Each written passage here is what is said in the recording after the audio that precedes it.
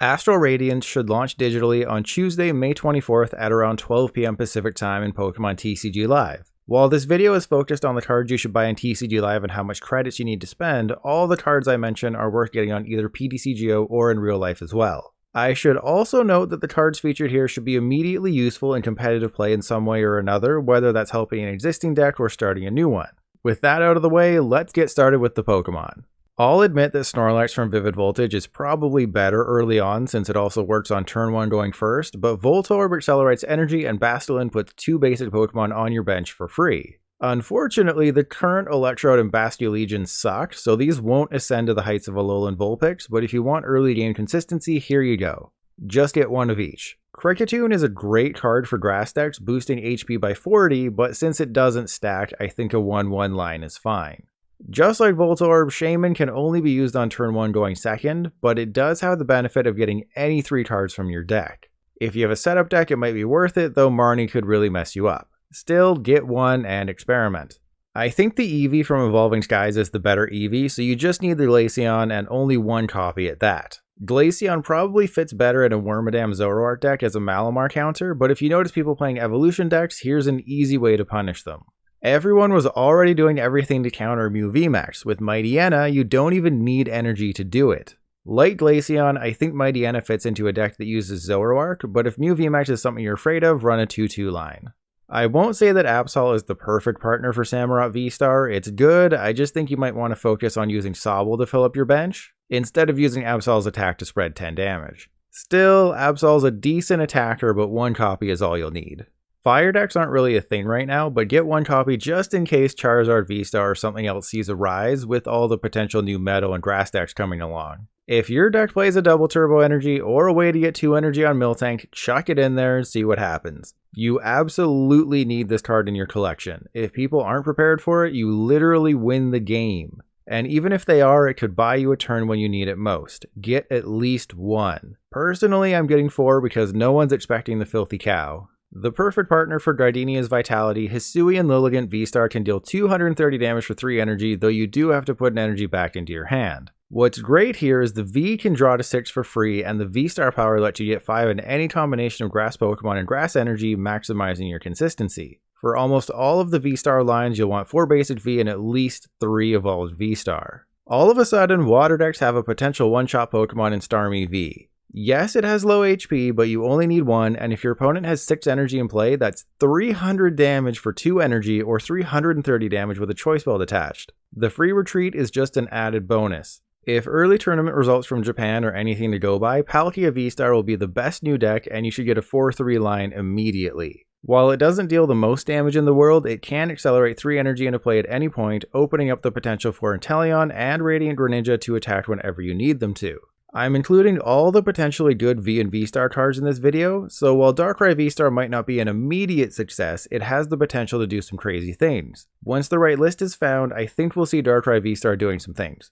Get a 4/3 line if you plan on playing it. Heavily hyped for good reason, Samurott V-Star does 220 damage for 2 energy so long as your opponent's active has a damage counter on it. You use Gapejaw Bog or Zigzagoon to fulfill that requirement while Dark Patch keeps it powered up. And while I previously hated on the V-Star power, you can use it in combination with Medicham V to quickly KO a Sobble and take another turn right after. Get a 4/3 line. Sort of like how Flygon V made its way into Arceus V-Star decks, Garchomp V could do the same. Although it has an awkward attack cost, it can snipe 220 damage anywhere. Plus, it has free retreat and no weakness. I think Weirdeer V is the most underrated card in Astral Radiance, and you only need 1. If you're playing any deck that gets more than 6 energy into play reliably, congratulations, you just found your late game sweeper. Weirdeer V is super versatile, and 270 HP with the Cape of Toughness isn't bad either. The new mechanic with Astral Radiance is Radiant Pokemon. You can only have 1 Radiant Pokemon in your deck, so that makes it easy. While we don't know the exact cost in TCG Live yet, it could be the same as a Prism Star at 600 credits, so plan on spending around that for 1 Hawlucha and 1 Greninja. Greninja is amazing, able to discard any 1 energy and draw 2, while Hawlucha gives you plus 30 damage against VMAXs. Just be aware that they have a rule box, so Path to the Peak shuts them off. Heatran lacks that versatility of the other Radiant Pokemon, so unless you have a fire deck you plan on playing, Heatran could wait for now. It's still a good card though, so maybe think about picking up one. And now we get to the trainers. While decks may play one copy to ward off a single Miltank, canceling Cologne is mostly going to be for Galarian Weezing and the upcoming Snorlax in July. Get one.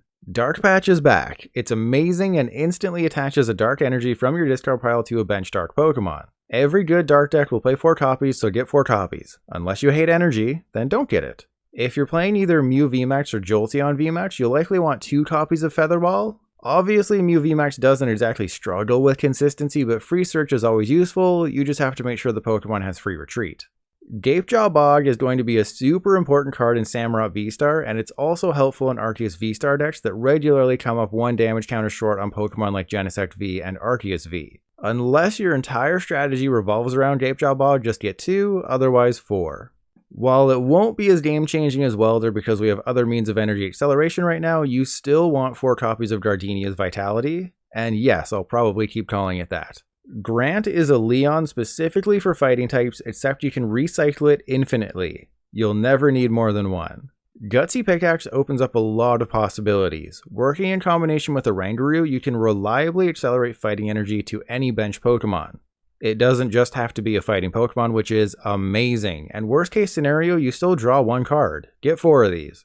Unless you're super paranoid or your deck only has 4 basic Pokemon, you don't need more than 1 Heavy Ball, which just lets you get any basic Pokemon from your prizes. Irida is literally just a Voltner for water types, getting you a water Pokemon and an item from your deck. You're going to want 2 copies. Keep in mind that it's a holo rare, so you'll need to spend 425 credits instead of the usual 100 for a trainer card. You know how annoying an early Marnie to 4 is? Well, imagine how much worse a late game Roxanne to 2 is. Because Roxanne only works when your opponent has 3 or fewer prize cards, you're never going to want more than 2 unless your deck is based on spamming Roxanne. Most likely decks will include 1 copy and 1 pal pad, but getting 2 means you have that flexibility. Any sort of toolbox deck like Wormadam or Kecleon will want 4 copies of super effective glasses. Otherwise, it's not as necessary because Pokemon like Zapdos V and Moltres V both get a 1-shot already with weakness factored in.